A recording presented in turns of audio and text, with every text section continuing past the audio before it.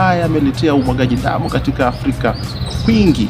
Utapata kama nchi zile za Sudani, utapata nchi kama ile ya Somali, watu wanapigana, watu wanarushiana risasi, vile vile wengine wanatumia vifaa gutu.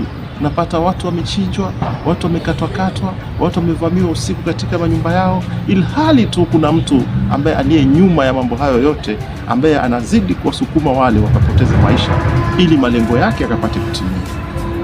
Mambo haya si mazuri. Wewe ukiwa ni kiongozi na uko na upeo wa hali ya juu, ama uko na ujasiri, ama uko pia na mamlaka, tafadhali jaribu sana, kwa sababu kila chozi linalomwagika mchangani wakati huu kwa Mwenyezi Mungu haliendi bure.